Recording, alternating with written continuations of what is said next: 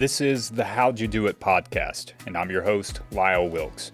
I believe that people have more to offer and knowledge to share than they ever give themselves credit for. So with that, my goal is to deep dive into the success stories of business owners, entrepreneurs, and community icons so they can share the road they traveled and what they learned along the way.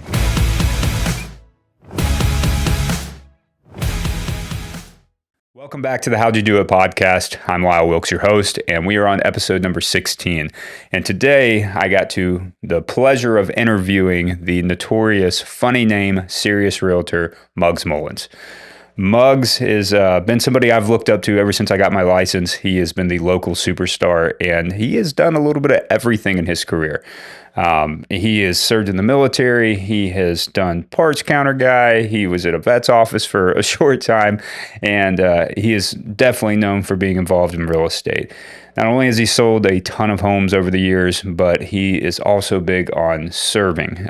He's served on local boards, state boards, national boards. And the thing I probably loved the most out of our conversation was his takeaway and the value that he's received from serving over the years. So take a listen. I know I got a lot out of this one.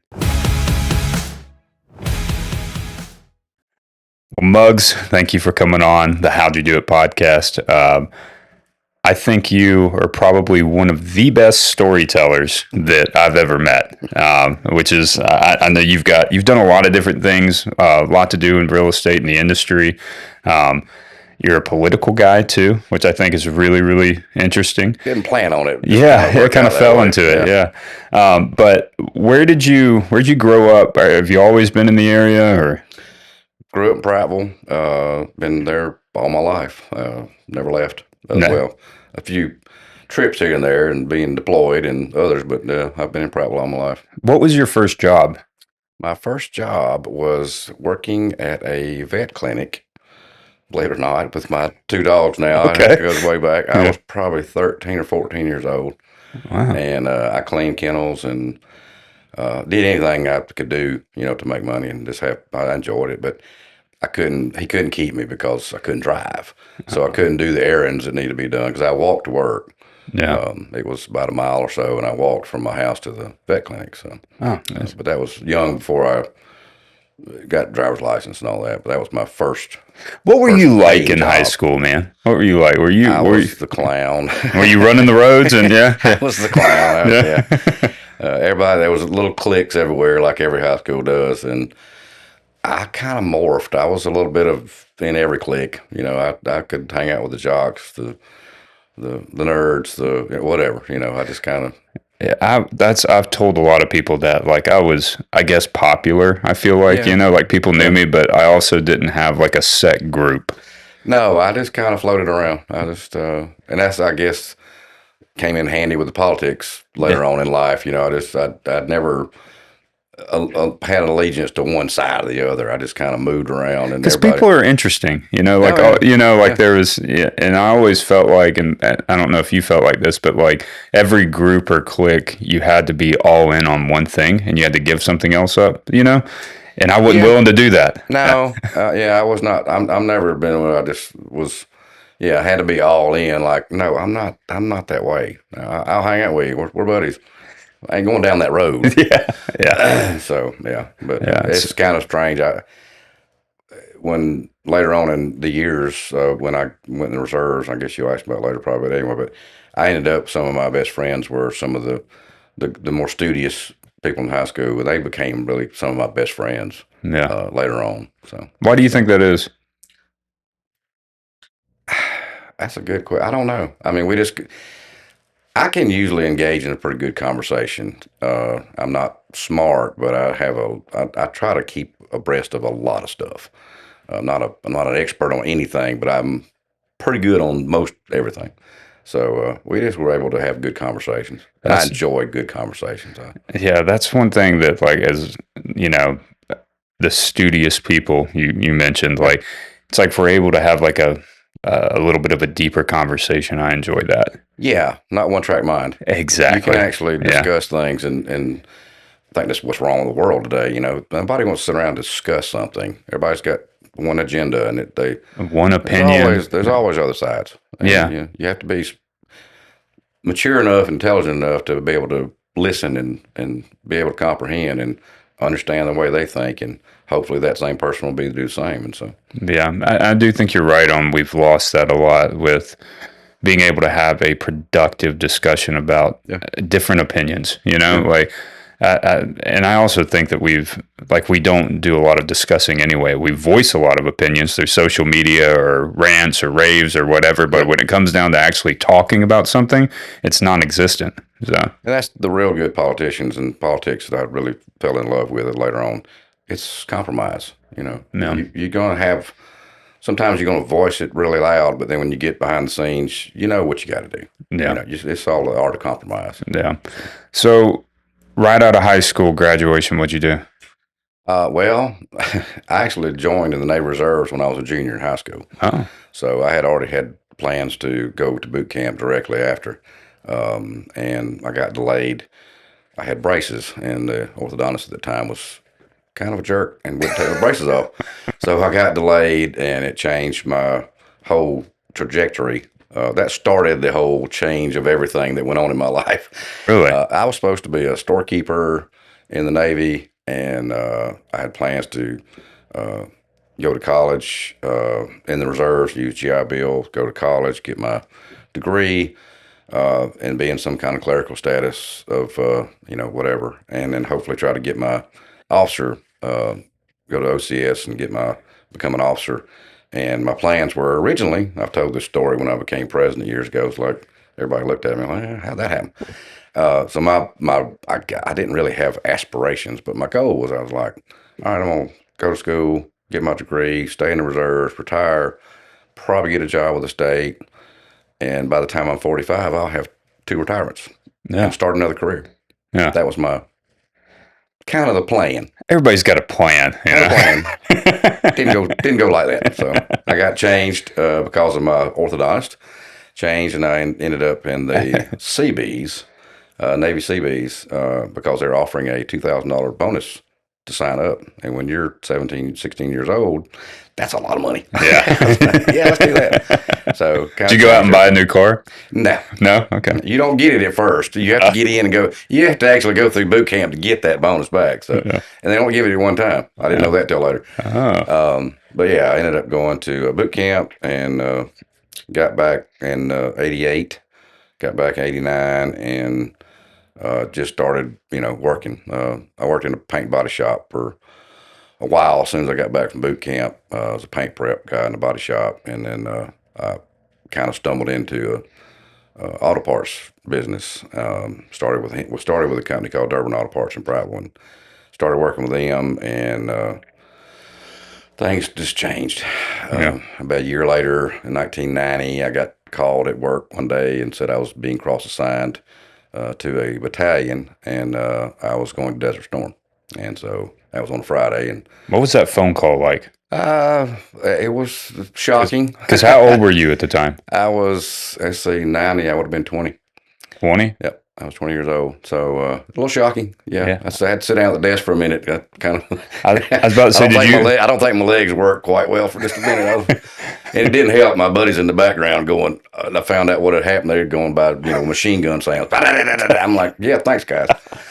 So it was kind of a shock. And so they called me on a Friday afternoon and said, you got to be at Monday morning to be processed out. So you had 2 days. Yeah, basically. Yeah. Oh. Yeah, so I ended up and went to Desert Storm, Shield, and Storm 1991. I was over in Saudi Arabia and other parts of the desert. I really don't know where I was because they didn't tell us.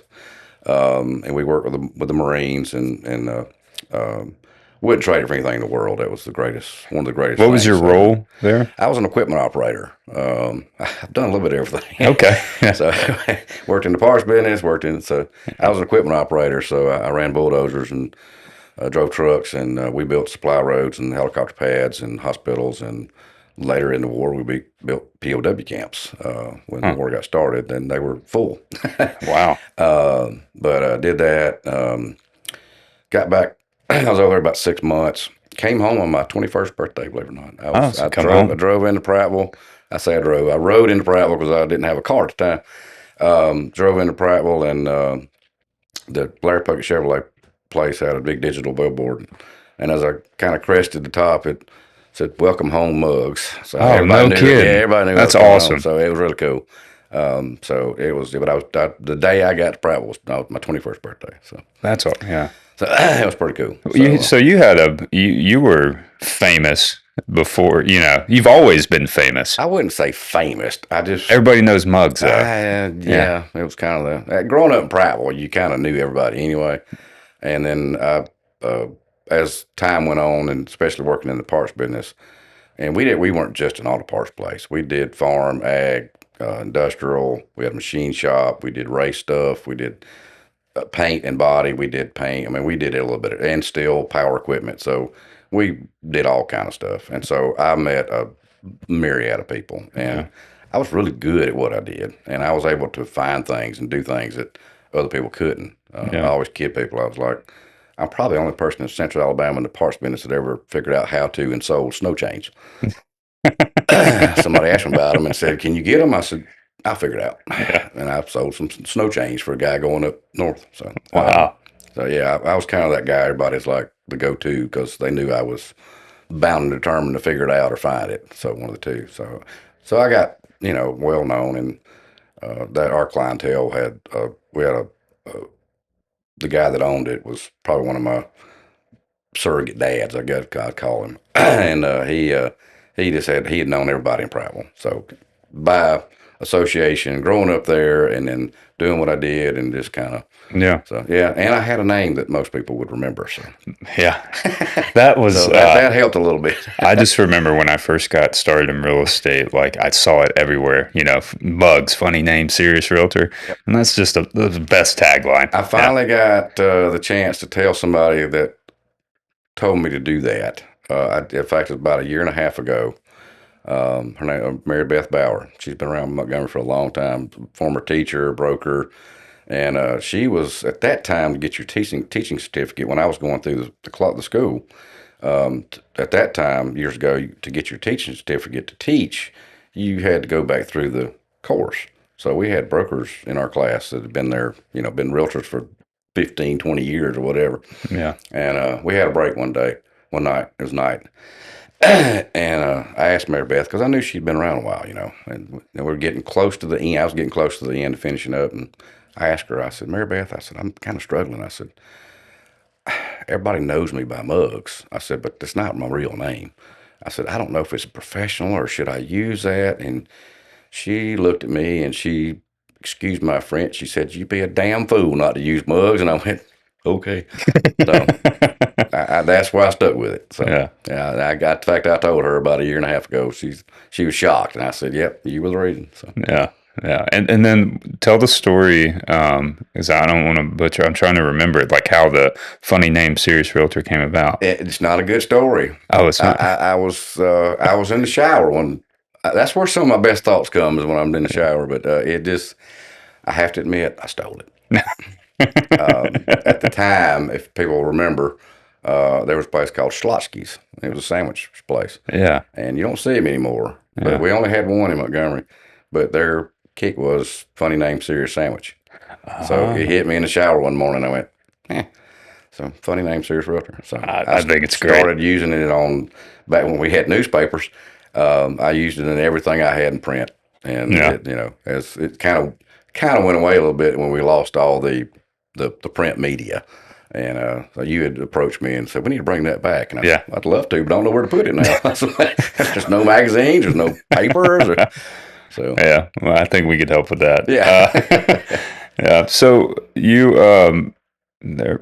were in the military. Was it just a 6 months, or like because you were back at 21? I was the reserves. It was a 6-year active, 2-year inactive when you join the reserves. So I was activated to go to Desert Storm. So I was active duty for 6 months, which gave me veteran status as being in active duty. So, but I went back to the reserves after you finished my deployment. You actually went back into the reserves, and so I had planned to stay there the long haul, and I loved the military. It was right up my alley. I didn't know it at the time, but it was structured and it was disciplined, and I just thoroughly enjoyed it. And So, but anyway, we got back from Desert Storm and started back drilling, doing my stuff, and I had gotten a little bit. It was a family business I worked for, but I kind of morphed into. I was pretty much, I would say, the manager. I was taking care of most everything. Um, but I knew I wasn't going anywhere other than I didn't have the last name, so I was stuck where I was going to be. Fair enough. They were good to me. Don't get me wrong. He was a phenomenal boss and always took care of me and my family. But I had planned to stay in, and when I got back from Desert Storm, one thing led to another, and I had a son, married and a son pretty quickly, and so things kind of changed. And then at the time, I was working 6 days, 5.5 days a week, and trying to go to drill and doing my 2 weeks every year, and it was hard to work around that schedule and raising a small family too. So it got really tough. And then they had a presidential change at the time, and they cut the military back really bad. And it was actually costing me more money to go to drill than it was for me to Oh, not go. wow. Yeah, it got to where it was really, it was more, it was this, it cost me more trying to raise a young family. So I just I had to quit. I had to give it up. So I did my 6 years active and then my two inactive, and just went to work and started raising a family. And you were still in the parts store? I Yeah. was there almost 15 years. Yeah. What you said? Who was the owner? Your Jimmy boss, Durbin. Jimmy Durbin. Yeah. He was he is still. He's still 80. I think I met him. I talked to him about 2 weeks ago. He'll be 87 or 88 coming up, and he still works every day. Yeah. You go by there, and he's still there. So. Yeah. What was you said he was kind of like a mentor for you? He was just a father figure. Yeah. I probably learned as much from him as working in. A lot of folks don't realize, and this was one of the kind of when I got into real estate. It's kind of one of the things that hit me one day. Retail's tough. When you work retail, it's really tough because not everybody comes in there when their car's broke. They're not happy. Yeah. They're spending money they don't want to. But Jimmy was a great. He always made sure I had insurance to take care of. He provided me with a vehicle to drive and just all the stuff. But he was really, really stern on customer service. And if the phone was not answered in 3 rings, he was coming out of his back office and having a chat with somebody. So, but I learned that, and that was, and it kind of that between that and my dad. My dad has been in outside sales all my life, I guess, and so I learned a little aspects from my dad, and I learned customer service in the retail side because retail is a whole different animal. What do you think the biggest difference between retail and outside sales is, or just sales in general? I think it depends. I mean, like my dad, he's been in outside sales, and he's kind of one of the well-known guys in his industry as far as outside sales around. And if actually he was back when he was with a national firm, he was number 2 or 3 in the country as far as productivity and stuff. And What was he selling? he sells industrial. Okay. He's in parts, but they're just bigger. I got you. bigger Yeah. bearings, Yeah. bigger transmission, hydraulics, Yeah. paper mills, and stuff like that. But so it's retail. You're having to fix one problem at that time, and it's a short relationship. Sales, and Jimmy, was like, you got to take care of that and learn it or whatever. And then, like my dad, I learned you got to cultivate that relationship because you're not selling yourself. You're not selling the part. You're selling yourself. And my dad would I remember him getting up at 2 o'clock in the morning and going to the paper mill in Prattville, or 9 o'clock at night. I would run up to Tallahassee with him at Neptune Water Meter, and he would take me. And so, he would just at any time of the day or night, if they had something break down, Dad was on it. He would immediately jump out and go fix whatever had to be taken. Not a lot of people would do that. No. And so I learned that was something I knew all my life, basically, growing up. So between that and Jimmy teaching me, the customer service side on the retail, which is a whole different animal because like I said, they're coming in. Most of them are not real happy because they're having to fix something and they don't really want to spend the money on it. So,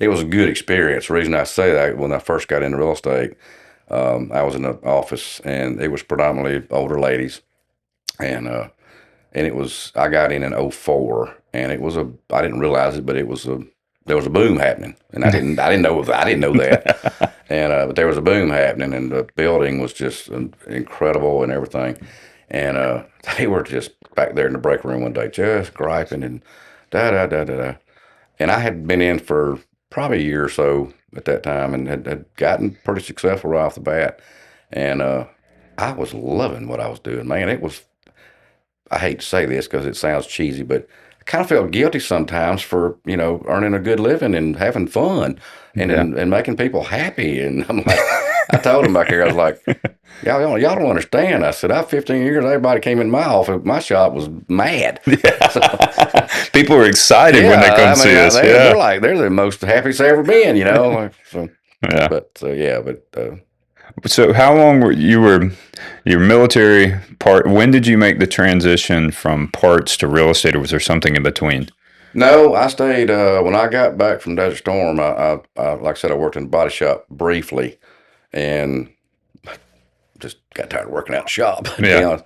So I went in the parts business and had gotten divorced from my child's mother, and was single for a pretty long time. Ended up, I got remarried, and that was probably not the best idea that I should have done, but I did, and it didn't work out. But in the meantime, I had kind of, actually, believe it or not, me and a buddy of mine, I went to real estate school right out of high school. Really? In between waiting on getting my braces off and going to boot camp, I went to real estate school in 1988. And so you had your license? No, okay. I didn't complete it. Okay. But I was gung ho. I had always thought about real estate. I remember the shows I used to watch, the old infomercials, and it just looked like, that was great. And so me and a buddy of mine, the summer that I graduated, he was a year ahead of me. We went to real estate school, and some folks you probably don't remember, but a guy named Lauren Purdue. He was a long time staple teacher in around here. And anyway, we went to that school and through the summer, and I even bought a 4-door car thinking I was getting ready to go do this. 18 years old is probably not the greatest idea to go out and try to become a real estate agent. So, yeah. But anyway, it fizzled out. But what was the draw to real estate? It's really hard to put a thing on it. At the time when you're 15, 16, 17 years old and you're watching this stuff on TV back in the day, it looked glamorous. It looked like it was a really cool thing to do, like you were somebody special. Yeah. And so I realized later, you're not. You're not at all. Oh, we're the least important people in the church. Yeah. Later on, I found out we're right above lawyers and Yeah. So, yeah. So divorce or, married second time. Yep. And then divorce. And I jumped in 2004. I went through the school at night when I was still married at the time. And then I jumped in 2004, and we got divorced in like March or something of 2005. Got it. So I was sink or swim. Was it a slow transition into real estate, or did you just dive right? I went wide open. So you went from parts house to quit the job with really good benefits, 401k. I had my own vehicle to drive. I didn't have to pay anything for it. So I left all that, jumped into real estate.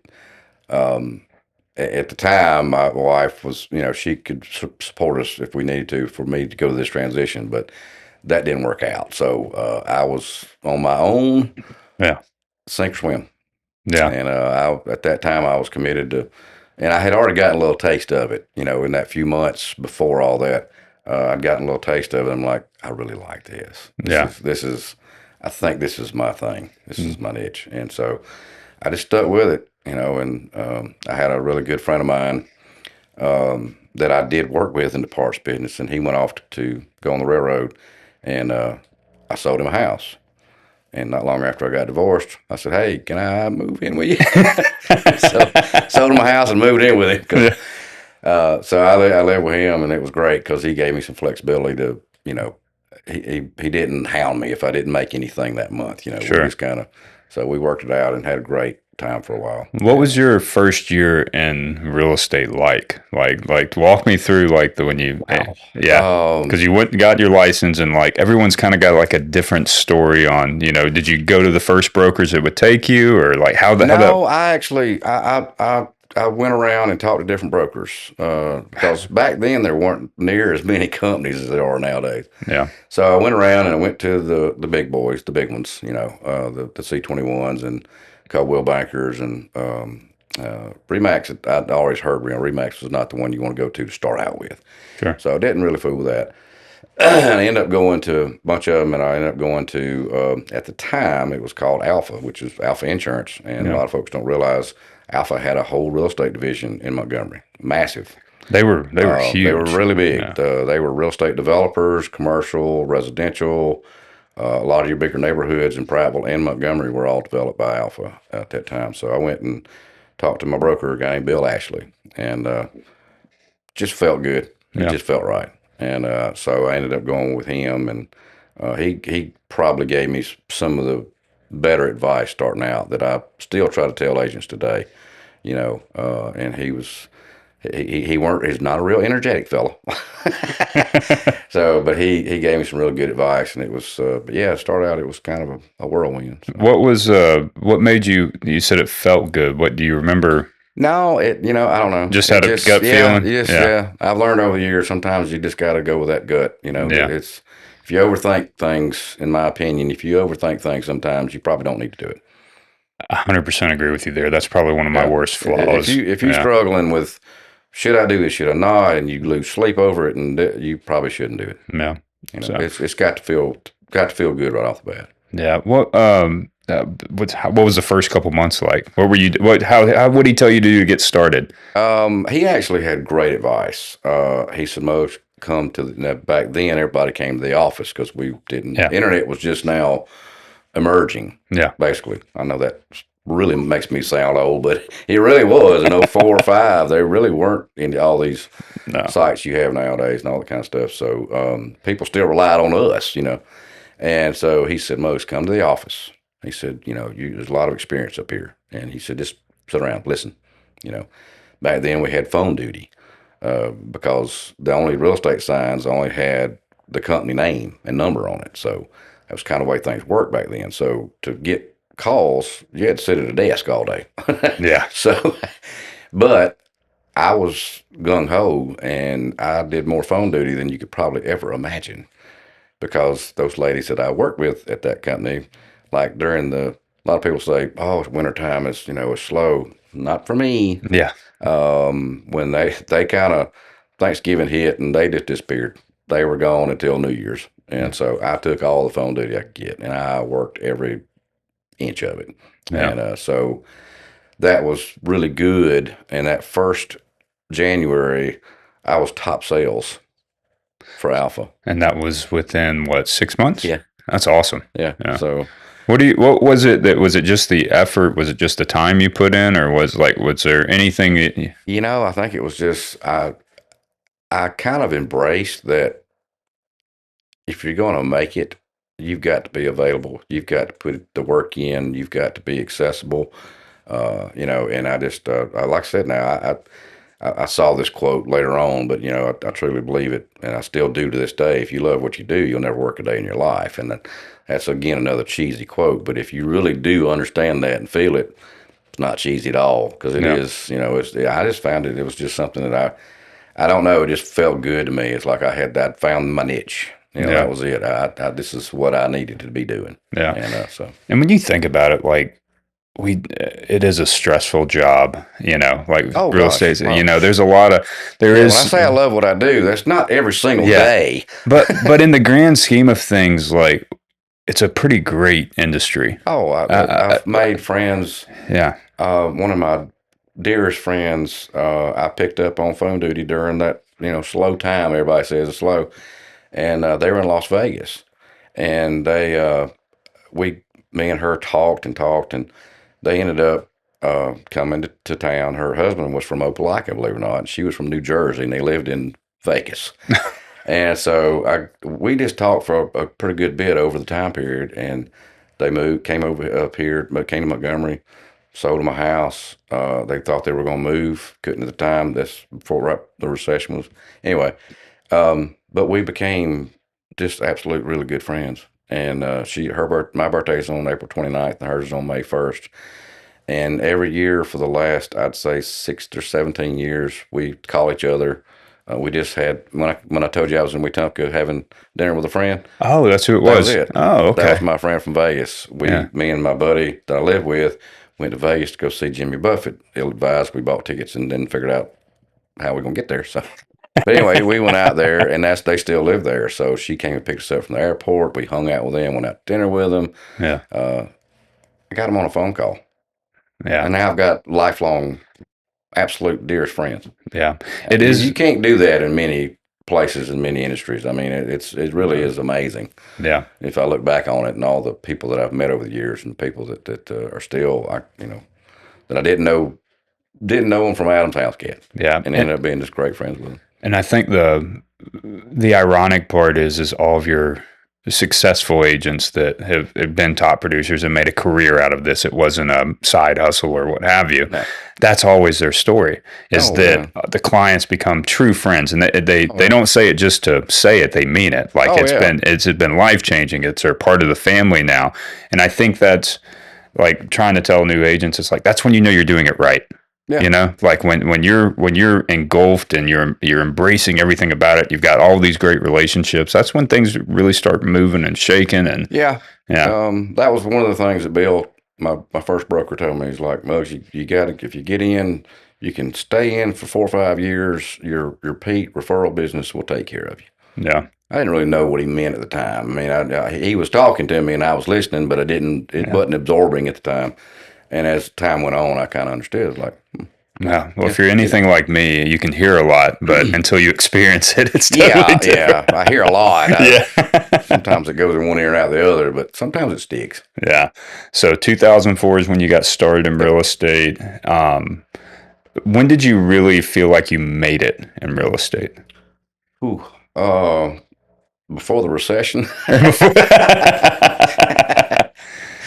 Yeah, I mean those years 05, 6, 7 was just phenomenal. Yeah. I had picked up so much business. It was incredible, and I had just kind of hit the ground running, and it was phenomenal. It was almost mind blowing, to be honest. Yeah. To start and then to rapidly just go as quick and as fast as I did. Now I worked my tail off doing it. Don't get me wrong, but I just. But yeah, before the recession kind of knocked us all for a loop. But when was like the first, do you remember like the first signs or like a feeling that things were off before 07, 08? Well, it was talked about in the news on every channel, every hour, or every day. It was coming. And we all just fought it. We just said, no, it's no big deal. No. And our area, and it really started across the country in 08. We didn't feel it until probably the very end of 08, 09. Yeah. And it was like somebody cut the spigot off. I mean, it was just that drastic. I mean, it was just boom. And it was tough times. It was real tough. What did you pivot or change or just fight, and like when? All, Yeah. because at that time, we had a good, healthy inventory of homes, and we were moving them and going back.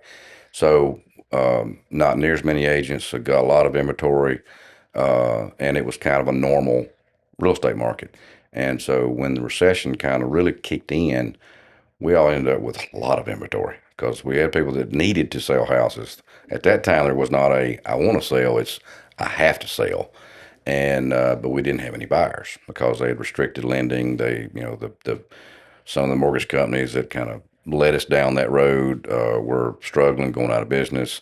A lot of these no stated income loans and all that kind of stuff. The foreclosures just started popping up everywhere for people that shouldn't have bought a house. The government said everybody should own a home. Well, that's not true. Not everybody should own a home. It's just, I know, contrary to belief, but there are some people that shouldn't buy a home because it's going to get foreclosed on, and then that starts a whole nother chain of events. But it was, and it kind of just, it seemed like around 09, it just really did just kind of everything came to a It halt. hit the Montgomery area, Yeah. where the rest of the country was feeling it. And the bad thing was we all said, oh well, it's all right. We'll just 6 months, a year, we'll get out of this. Everything will be fine. No. And about 3 or 4 years later, we were still hoping it was going to go away. So, How'd you make it through that 3 or 4 years? man, I have no idea. Yeah. Big borrow steel. It was really, that's one of the things that was probably the most, the hardest things to get used to was, now I've always been a little bit on the frugal side. I did not, when I started making pretty good money, I did not go out and buy Harley Davidsons and, all that kind of stuff. So I kind of lived in my means, so to speak. But I was used to a steady paycheck every Friday. I was like, everything was done. And then it was tough because it really is, it's feast or famine. And so for 04, 5, 6, 7, up and 8, times were great. Things were fantastic. And then 9 hit and it kept going. So it went through my reserves pretty quickly. Yeah. Because when you don't have any coming in, it doesn't stop the going out. No, it does not. It does not. So it was a hard adjustment. Yeah. It was really hard. So I really just kind of, it was just the grace of God. It was just kind of, a lot of struggling, but we made it through it. What was did you make any big shifts in your business, or like what you were having to do, or? There really wasn't a whole lot you could do. I mean, you just really had to bank on hope to God somebody, was going to buy this house, Yeah. and the sellers understood at that time, they wanted to be angry, but they couldn't. I mean, it was happening all over the country. So I made one of our agents here at the office. I popped up one of my old listings that came up, and I had sold. I forgot what year it was, 10 or 11 or something like that. And but I see an old listing and I look at it, and it had changed hands a couple of times since I sold it. And but it popped up, and I went, oh, that's nice. So I went back and looked at the history. And I asked a couple of our agents that were sitting around the table, and I said, yeah, I saw no listing. I said, shocked me how many days market we had back then. And they went, they said, how long? I said, what the hell, what do you think? They said, 90 days? I said, no. I said, 180 days? I said, no. They said, how long? I said, it was 544 days on market. And they, Jaw dropped. the eyes glazed over. And I went, that was common. Well, I mean, That was common back when then. I first got in, like average days on market in Montgomery County was like 160 something, 180 something. Well, that'd have been great when they're in the recession. Oh yeah, everything's rocking it then. Everything's relative, right? Yeah, but like I mean, that's like I was a hero. I sold a house in 30 days. Like I mean, I was a rock star. Yeah. So I've gone through just about every evolution so far. It's been up and down. when do you think things started to you started to see a light at the end of the tunnel coming out of that recession? Ooh, I would, it's really hard to pinpoint. I'd say because I got in leadership. So at that time I was becoming up as president of Montgomery. So I kind of had a bigger pulse on things, watching from abroad, kind of, sort of. And I'd say about 10, 11, somewhere in that range, maybe close to 12, but it took a while. Yeah. What were the signs? Just more activity, or like? Yeah. The lending institutions started getting, because it hurt them too. I mean, it put a lot of them out of business, and there were some large banks that got into the development side of it and were developing stuff as fast as they could, break ground. And it put a lot of those in our way. So it affected every aspect of the real estate industry. I mean, it was from lending to realtors to builders to, I mean, you name it. To the long guy. It affected everything. So it wasn't anything just drastic. It just the industry had to create the changes, and there was a lot of changes, and so they it was not it didn't just turn the key all of a sudden. It was a slow process of everybody learning how to deal with foreclosures and how to change the closings, change the way we do appraisals, change the way we do everything. Yeah, it changed everything. So was you got into leadership in the recession? I blame that on Bill too. Okay. Well, No, I didn't get it. Wasn't because of the recession. No. yeah. Bill, my first broker, and I blame him every time I have this speech. He said, "Now, Muggs, you need to get involved. You need to get on a committee." Okay, and I'm gung ho. Sure. And so I signed up for a couple committees, and I got on a committee. And there again, it just kind of hit. I went, okay, I like this. Yeah. It's good. I feel like I'm doing something. I feel like I feel like I'm participating in my own profession, and it felt good to me. It's like Okay. I've got a chance. I can do things to help our industry. And so I started getting involved on committees, and one thing led to another. Excuse me. And I don't know. I just it kind of snowballed, to be honest. I got on one committee, and then I got on another committee, and then one of the probably one of my proudest things that I was able to do. And I can't say that I take full credit for it, but I feel like I had a good hand in it. Was probably 05 or 06. I had already kind of started getting on committees, but I realized there was a gap in our industry between the home builders and the realtors. And I, for the life of me, could not understand that. I've been in business about 2 years, and I could not understand that for the love of God. I said, like, how does that work? It's like the shoelace people not talking to the shoe people. Yeah, you got to have you got to have each other. Yeah. And so anyway, I posed a question. I said, what's wrong with this? So I actually got on a home builder committee, and I got to be really good friends with the staff over there, and kind of try to start analyzing what is the problem, and it had gone way back. And so one thing led to another, and I worked with the staff over there. Angela, she's at that time, everybody would call her my work wife because Yeah. we were on the phone. Her own husband calls me that now too. I'm the work husband. Yeah. But we were so ingrained, and she was as gung ho as I was, and she was just determined we were going to start this new sales and marketing committee back up that had going What away. was And the issue between the realtors and that's the a good builders? question. I really don't know. There was just a I problem. think it was Yeah. something that ego driven. I really don't know. Yeah. It just absolutely baffled me. Ego in the real estate I know. industry? Can you Yeah. shocker? And in the builders and builders too. Yeah. Yeah. Imagine that. Yeah. Yeah. So but that was probably one of the biggest, probably the most memorable award I ever won. I won the Associate of the Year in 2007 with Home Builders, the local Home Builder Association, and that's voted on. Yeah. And so that felt really cool. I mean, What it really did. what were some of the things you did to kind of bring the realtors and the builders together? We just, well, we started the sales and marketing committee, and we started going to developers and this was about when in '07 I started getting everything kicked up, and then we saw the recession coming. So we started leaning out to the builders, and that was one thing that actually helped the relationship because I felt like they felt like, or I tried to make them understand, we're here to help, guys. We want y'all to sell the product. You build it. We need to sell it. It takes all of us. And so we did that. And we had some development showcases, and I got involved with the Parade of Homes.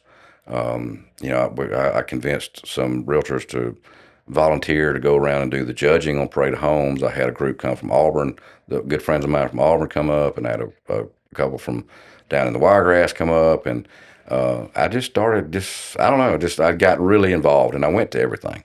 Yeah. I tell people, and I've told you this same Oh, thing, yeah. you can't go to do something and say, "Out here, I want to help," and they don't see you again for 6 months. You're never going to get anybody's trust. And Yeah. so I was connected, and I was here a lot. Well, I think I that went to everything. I was involved. I ended up being on the board of directors. I had a hand in things that were going on at the board level at the home builders. I was on the board and leadership at Montgomery, during those times too. So it was. and not to like totally sidetrack, but I feel like showing like that saying showing up is 90%. Yeah. But I feel like right now with technology, everyone has like technology their way out of the relationship. They think you know, drastically. like a social media post for a birthday is fine. They think that showing up one time and responding to an email means you're a part of a group, and it's like, no, No. like that's not what this is at all. So That's probably been the hardest thing to watch. It really, because yeah, I've it's I hate to see it, yeah, because man, I made some of the best relationships over the years going to not just home builders, but going to state meetings, getting involved at national, just having relationships all over the country, literally.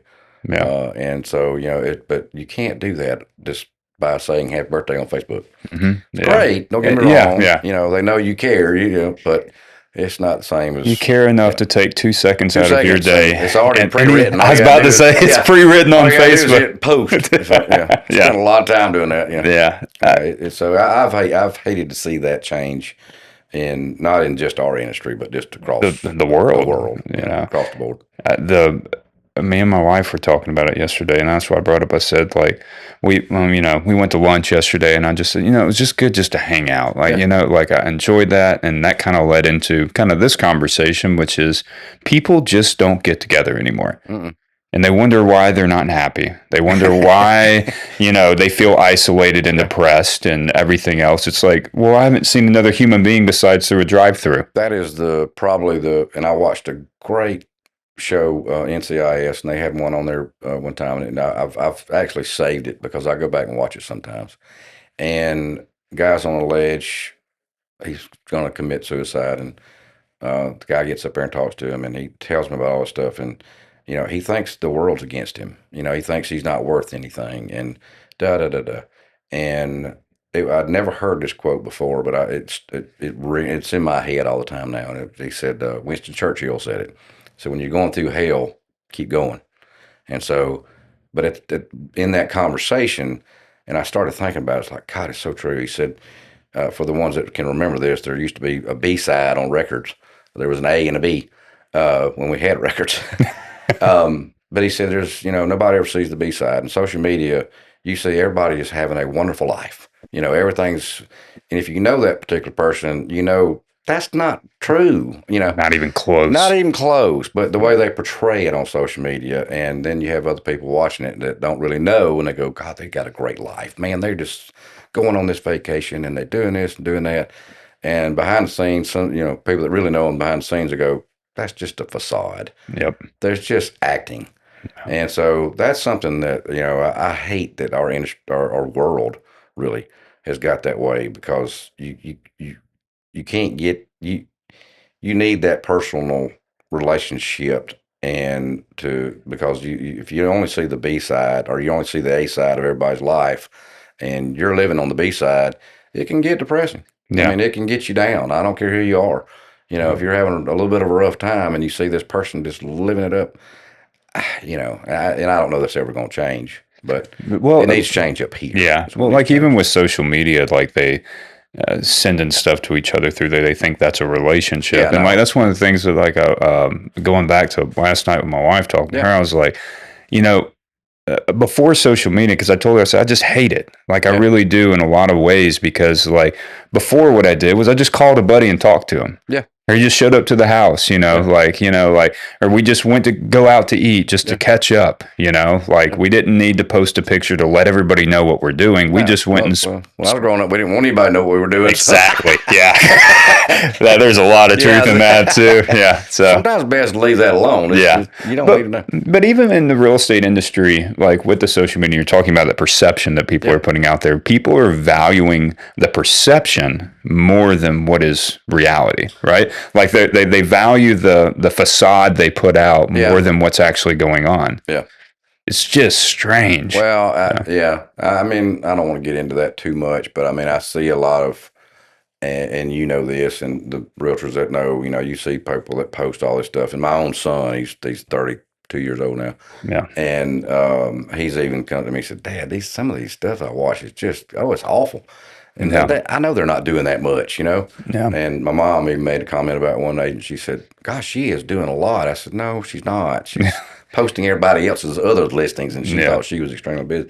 So there's a lot of that that goes on, which is okay. And Yeah. if that's the way you want to advertise, there's nothing wrong with that. Yeah. But it is perception, and it's not always what you see. Correct. And but so yeah, that's changed a lot.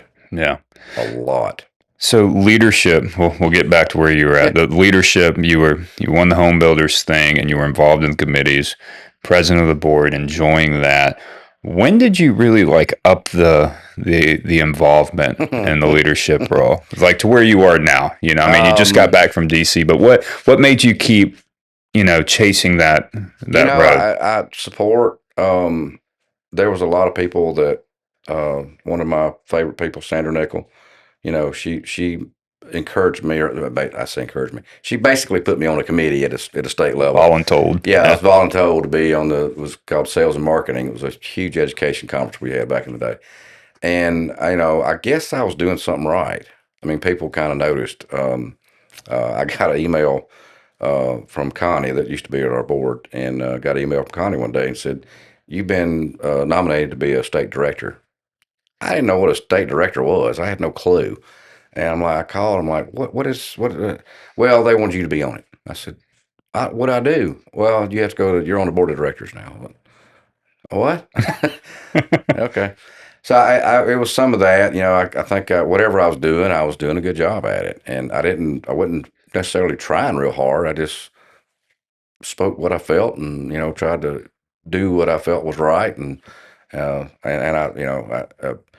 I was not scared to voice my opinion. And, if we were doing something the same way we've been doing it for 20 years, maybe it's time to change. Yeah. Because the industry's changed. Everything's changed. And so, anyway, so I got involved, and I blame Bill. And so I encouraged to run for president for Montgomery Association. So ran up the ladder. And by that time, I went through I was a second class, I believe, in leadership. Alabama Association of Realtors had a state leadership class. And I was either second or third class in 2008. And that really opened it up. That was me and our broker Carol were in the same leadership class, and we made some just lifelong friends. And that was in 2008. And there's probably not a week goes by we still don't all talk to each other via text or something. And so that was something that really kind of got me spurred into learning about leadership, how important it is, how vital it really is to have leaders to move forward.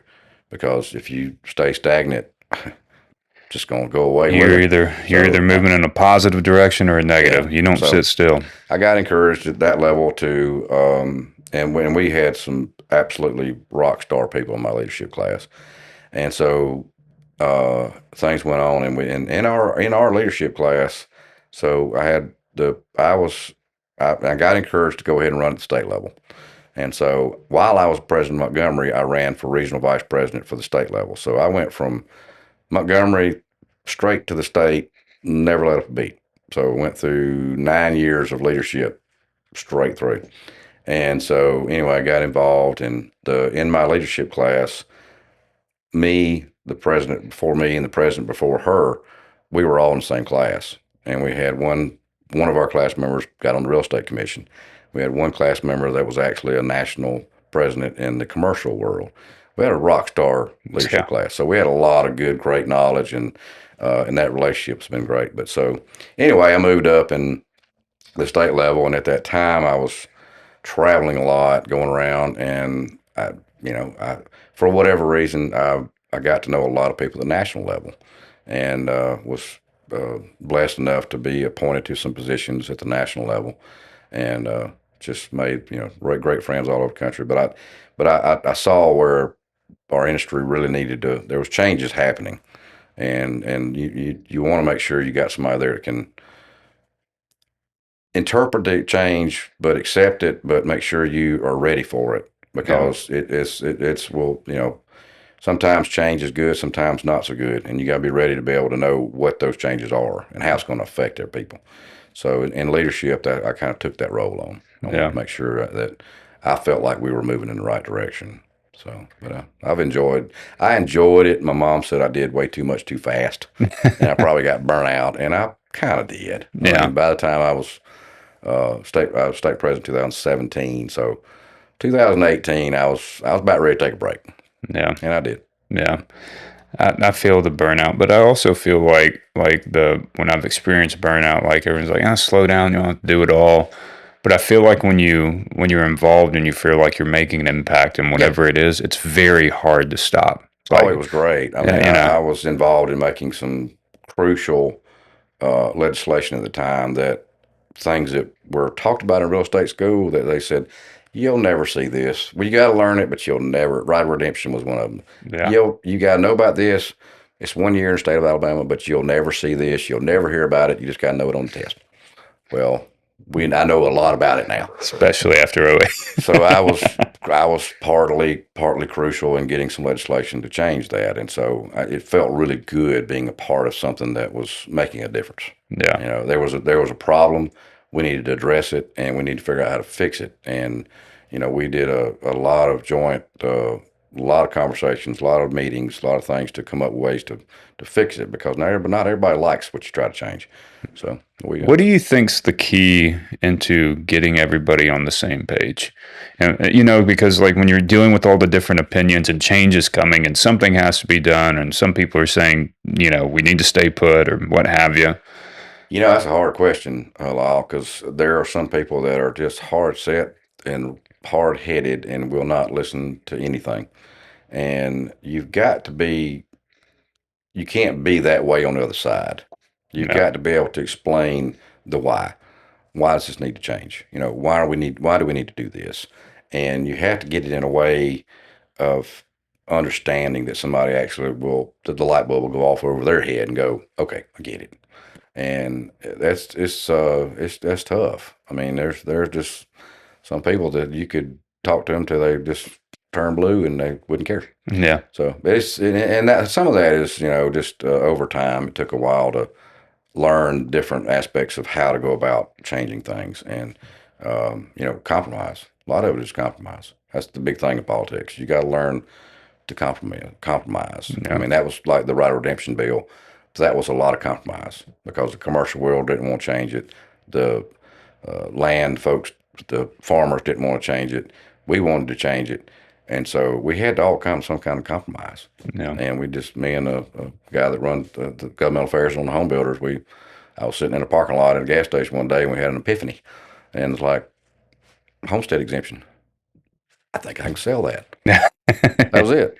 Yeah. That one, all we had to do was one key, and we were able to get that crucial change made to that archaic state law that was there. And it just took a lot of time, a lot of discussion, a lot of compromise, and it took down to, and all the other parties that were the players in the game were like, that don't affect us. Okay, we're good. Yeah. So, but it's not being so hard headed that you don't try to listen. Yeah. You've got to be able to accept that there's might be a better idea out there. Yeah. Yeah. And vice versa, you might have to say, my idea really ain't that good.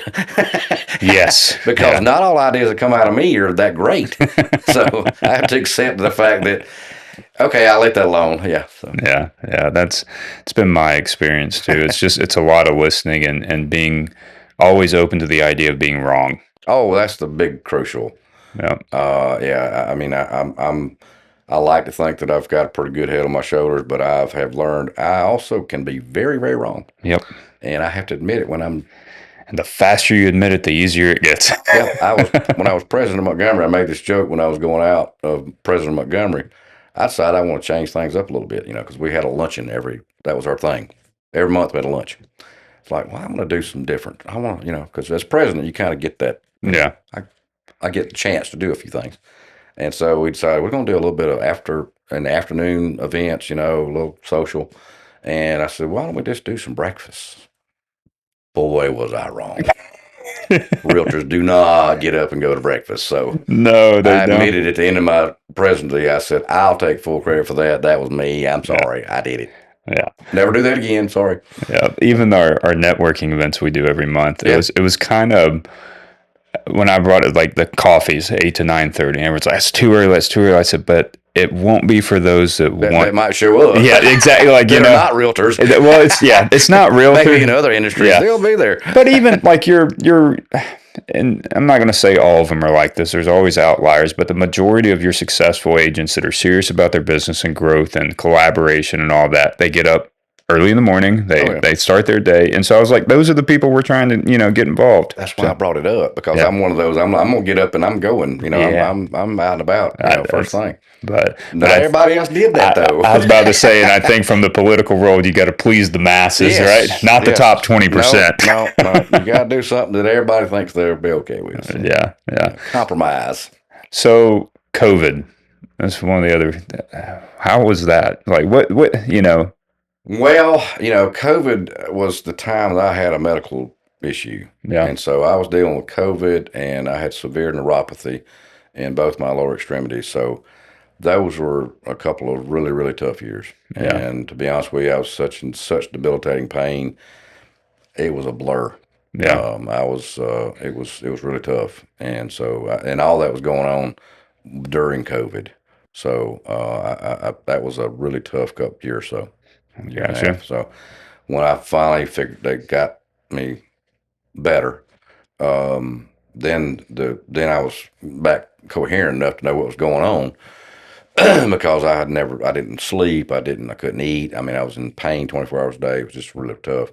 And I went to every everybody, neurologist, everything you can imagine, and got better. And then after that, then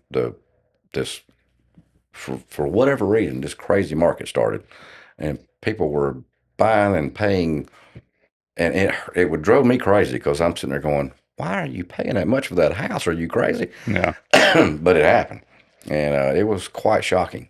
Yeah. To see what was going on at that time. It was really beyond any comprehension of somebody that had been around for a while going, "What is going on here?" Yeah. I did miss something, but did I miss that much? Seriously? So yeah, it was pretty shocking to see what happened in the industry the way it did. Yeah, it's not good for the industry. I have learned over the years, and this has been going on since I can remember. And during the recession was part of it. They love to always swing the pendulum too far to one side or the other. Let's keep it in the middle, have a happy medium. They seem to, or move it just a little bit to the left, a little bit to the right, bring it back to the middle. But when they swing it so far one way to the other, we never should have had 2.9 interest rates. I mean, that was just absolutely insane. I know it was great for a lot of people, and I'm happy for you. And I know you'll never move probably until, whatever. But we should never have gotten there. That put a complete ripple in the market, and it was so long too. It was, and so it wasn't like there was a short get it while you can. It was years and years. It wasn't like Black Friday to go exactly pick up a TV for $90 and no, it should have. And so when you have that, everyone has a short term memory of like this is normal, and it's like we're trying to tell them it's not normal. Like I told you, my first house I bought in '94. Rates went from 10 to 9. I thought I'd won the lottery. Yeah, mine single digits, man. I was so excited. I was just happy. Mine, I think 9.2, 9.6, and I was 18 at the time, and I was just happy that got approved. Yeah. I was just excited. I was a homeowner. Right. But the rate didn't really bother me. I never thought about it, to be honest with you. You just didn't. You just knew you had to pay interest rate, But it went from double digits, single digits, and everybody was like, "Man, you just hit the jackpot," and all, So no one knew that, Jerome Powell didn't just start meeting here recently. He's met, like there's been a meeting, is it every month, every quarter, or what is it every month? Don't know. I'm not that plugged in. I get all the notifications on it. Technology has made me not have to remember anything. I just get notified, But that's the joke from one financial advisor I've got, and he's like, "Yeah, now all of a sudden everybody pays attention because they know the interest rates are being talked about. Like it's never been." It was. We studied it pretty hard during the recession, but it's never been anything.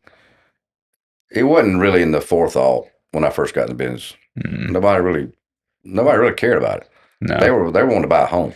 Yeah. Rates were that was just you just knew you had to. Yeah. And people, It was part of buying a home. yes. And people, especially during COVID, I feel like bought homes for financial moves versus, Yeah, it turned the industry into, in my opinion, buying a home was the greatest thing ever, the biggest joy.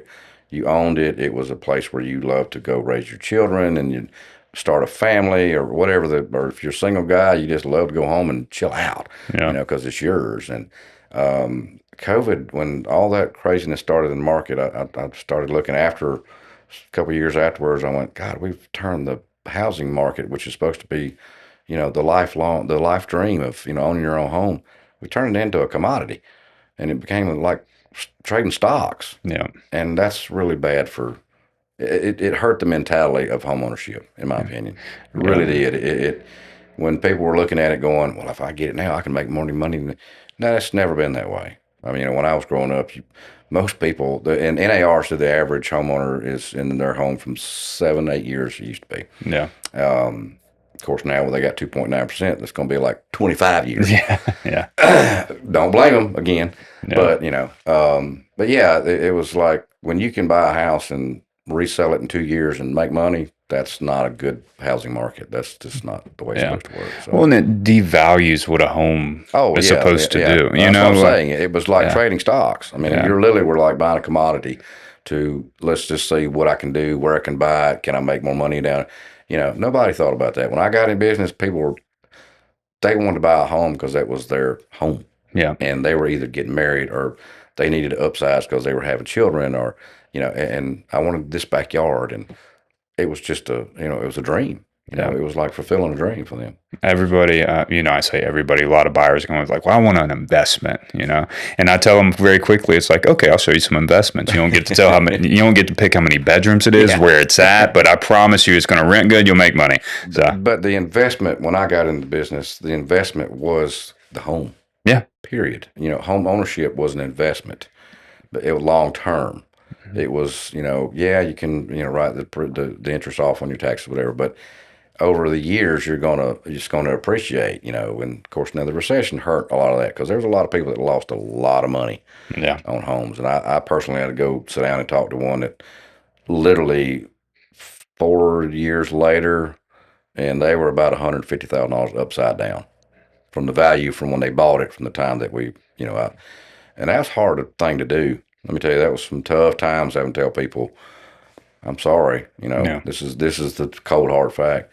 But yeah, there's a lot that happened over the last 10 years, I'd say, probably or better, that really kind of changed everything. And I hope we get back to where homeownership is something it's a dream, it's a goal. Yeah. It's not like, can I buy it? Can I make money next year on it? No. You buy a house to live in and enjoy. It creates stability. It's been proven that homeownership is a absolute way of becoming wealthy and independent. I mean, because you have a pride of homeownership, and you just it's hard. It's unless you're a homeowner, it's hard to explain. Yeah, you have that feeling like this is mine, and it just guides your path to be able to be more financially sound, better in the community, better across the board. It's just. And one of the biggest benefits I think people forget about is the fixed cost of living that homeownership provides. Yeah. That's locked in for 30 years. Yeah. It's not like a new car gets expensive every year or your landlord goes up on your rent. And that's what creates what you're talking about is that it's locked in. Regardless of what that interest rate is, that payment is not changing. Yeah. So unless the values go crazy like they did a couple years ago and property. Property. Yeah. There's small changes. We just passed a bill that actually stopped that too. So I was proud to be a part of that as well. Where they can't raise them up as much as they did for a couple of years there. So. Yeah. That's a whole different. Yeah, I love being that part of that industry in the political side and the governance side because I feel like I've been able to make some differences. And not to me directly, but I just had a hand in it. Oh yeah.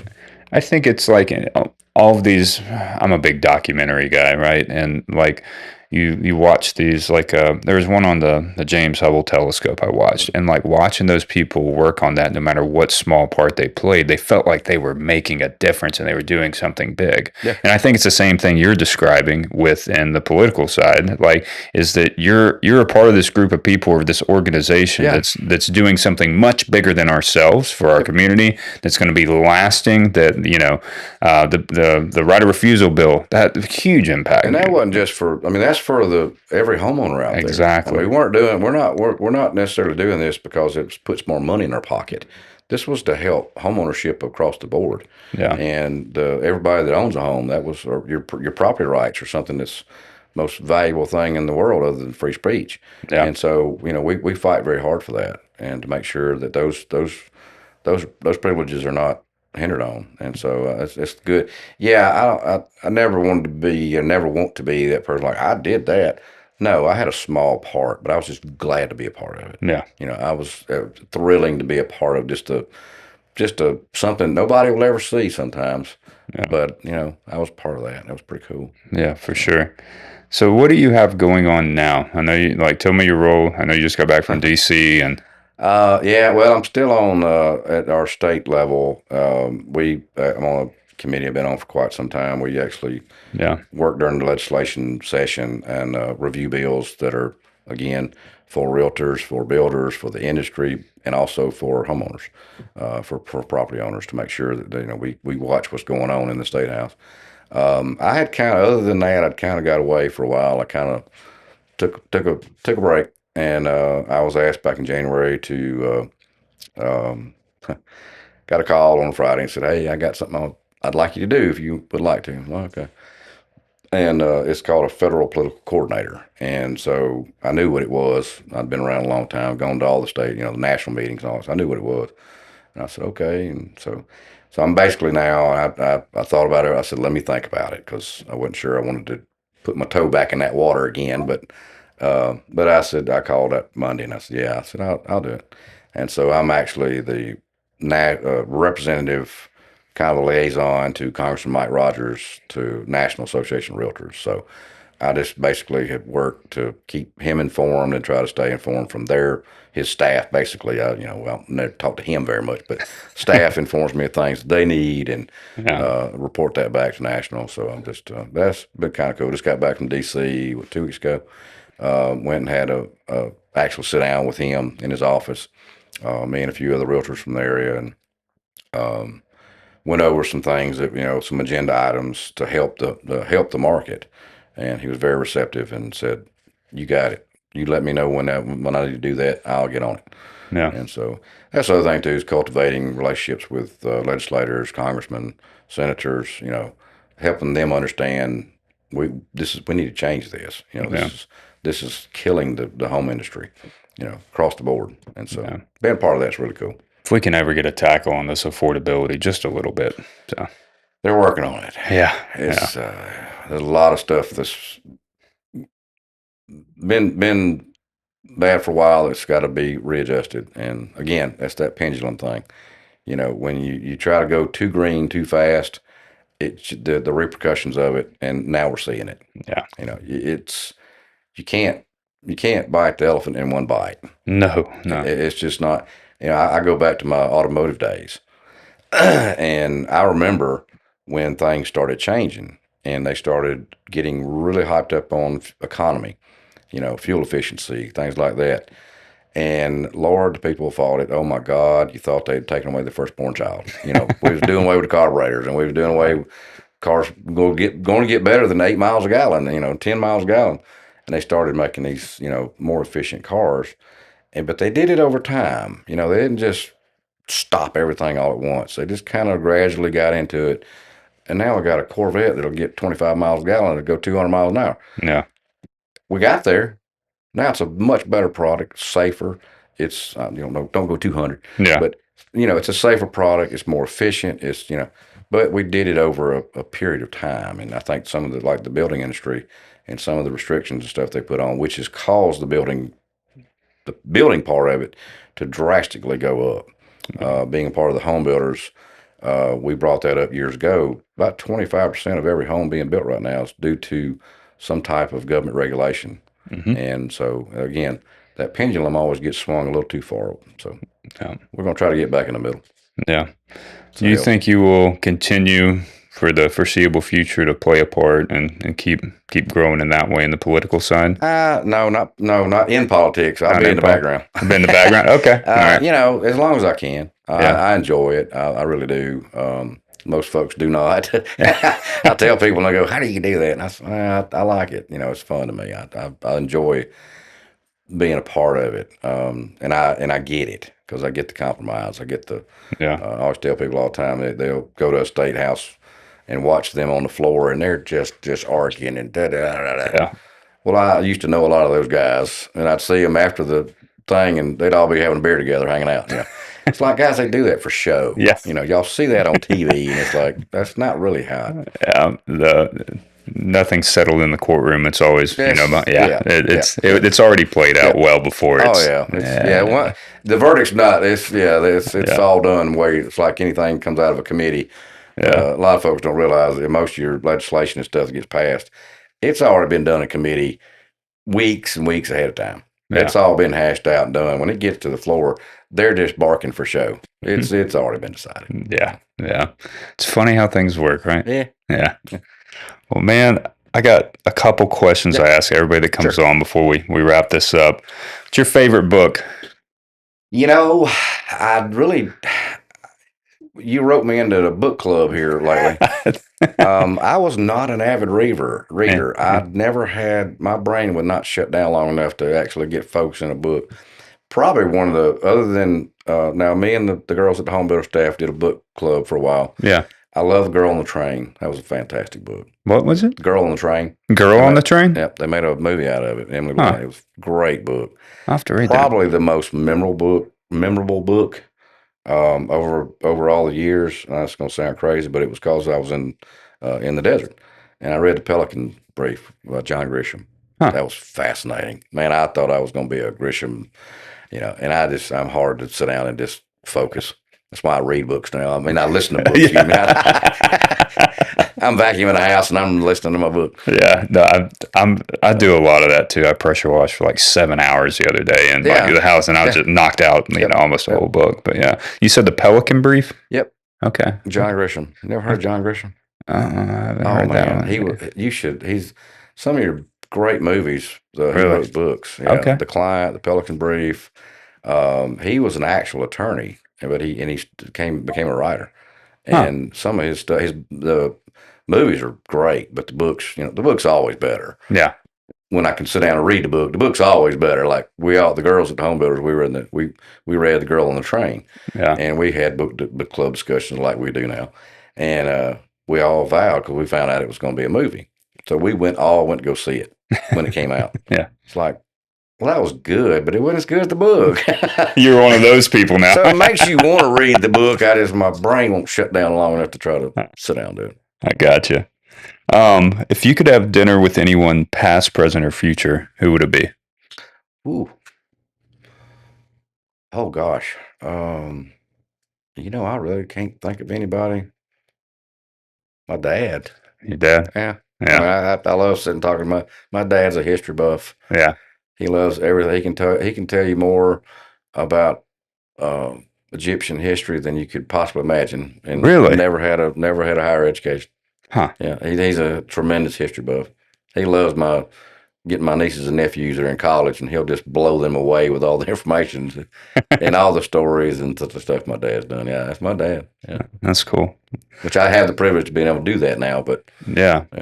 That's neat. What's your favorite food, Muggs? I don't really have a really, really just go-to favorite. Now, I never get to have it, but if I ever have the opportunity, and I did in D.C., so I took the opportunity. I love crab legs. Oh my crab God, legs. I love crab legs. Big, giant, Seafood's tough to beat. Yeah. I just that's one of my. I never get to have them, but if I get the opportunity, we were at a restaurant in D.C. and they had a fillet and a Alaskan king crab snow leg, crab leg, and that thing was as big around as my arm. I went, oh my God, I love it. So Yeah. I got foods I don't like. I don't have a particular favorite. Yeah. I tried chicken feet one time. That's not my favorite. No, I bet not. Yeah. Was it good. cow tongue? You know. Now I've had tongue. Tongue wasn't bad. It tastes like pot roast. I'll never know. So we got how you did it, but what is your why? And is your why the same today as when you first started? Oh, absolutely. Yeah. Love helping people. Helping people. Love helping people. I love, and every situation is completely, totally different. Whether it's a first time buyer that's just so excited to get a home and start a family, or just as a single person just to have their own home, to having to deal with a divorce situation, and those are tough. And recently I've had to deal with a lot of people that have passed, and I'm dealing with their siblings or their widow, and so it's and I take that as I take it very personal, and I take it to where I have to be a part of that, and I want to do everything I can to make it as easy and as less painful as, or as much joyous as on the other side as I possibly can. I love to be there for that, to kind of, I like to hold their hand through the process. It's a privilege to serve. Privilege. Oh, it's an absolute privilege. I can't imagine anything that like what I do and it be any better. I mean, other than maybe being a heart surgeon and saving somebody. Other than that, it's just an absolute privilege to be able to do that and care about it, and truly, truly care about it. And it's fantastic. I would trade that for anything in the world. Well, man, I have enjoyed it. So, well, I have to. Thanks for new to me, but you seem like a natural. I love to talk. You know that. Well, man, thank you. Thank you. I enjoyed it. Yeah, absolutely. Thanks,